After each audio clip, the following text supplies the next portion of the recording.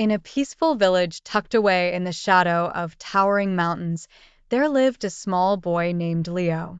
Though he was small in stature, Leo possessed a heart filled with bravery and dreams far bigger than the mountains that surrounded him. Every evening, Leo would sit by the fire with the village elders, listening to tales of heroic knights and mighty dragons. His imagination would soar as he pictured himself riding through the forests on a gallant steed, sword in hand, saving his village from all kinds of dangers. One sunny morning, as Leo was helping his mother in the fields, a shadow suddenly swept over the village. The sky, once bright and clear, was now covered by a massive dark cloud. But it wasn't a cloud at all, it was a dragon.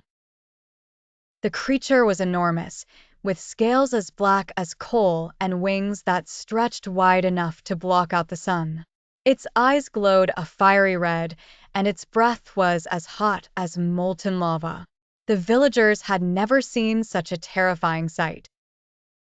The dragon landed in the center of the village with a thunderous crash, causing the ground to shake and the houses to tremble. The villagers screamed and ran for cover, fearing for their lives. The dragon let out a deafening roar. The village elder, an old man with a long white beard and wise eyes, gathered the people in the village square. His voice was steady, but there was a note of urgency in it. "We must find someone brave enough to confront the dragon," he said. The villagers looked at one another, but no one stepped forward. The dragon was too fierce, too powerful. Even the strongest men in the village felt fear grip their hearts. But then, from the back of the crowd, a small voice spoke up. "I'll do it," said Leo, stepping forward. The villagers turned to him in surprise. Some of them laughed, while others shook their heads in disbelief.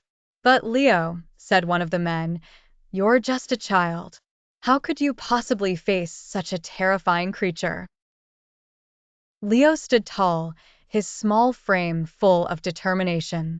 "I may be small," he said, "but I have the courage of 1,000 men. Sometimes, that's all you need to be a hero." The village elder looked at Leo with a mixture of concern and admiration.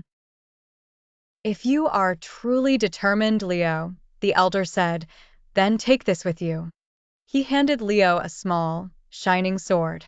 The blade gleamed with an inner light, as if it held some kind of ancient magic. "This is the Sword of Light," the elder explained. Leo took the sword, feeling its warmth in his hand. It was surprisingly light, and he felt a surge of confidence as he held it. "I will not fail you," Leo promised. With the Sword of Light in hand, Leo set off toward the mountains where the dragon had come from. The path was steep and winding, with sharp rocks and thorny bushes lining the way. The sun began to set, casting long shadows that made the journey even more daunting. But Leo did not falter. He knew that the safety of his village depended on him. As he climbed higher, the air grew colder, and the trees became twisted and gnarled. The sounds of the forest, the chirping of birds and the rustling of leaves, grew quieter, as if the very forest itself was holding its breath. Finally, after what seemed like hours of climbing, Leo reached the entrance of a dark cave. From within, he could hear the faint rumble of the dragon's breathing. Taking a deep breath, Leo stepped inside. The cave was vast and filled with the smell of sulfur. The dragon opened its eyes as Leo entered, and it let out a low growl that shook the cave. "Who dares enter my lair?" the dragon hissed, its voice echoing off the walls. "It is I, Leo of the village below," Leo said, his voice steady despite the fear that gripped his heart. Leo gripped the Sword of Light tighter. "I may be small, but I have something more powerful than you," he said, raising the sword. The blade began to glow, filling the cave with a brilliant light that blinded the dragon. The dragon recoiled, covering its eyes with its massive wings.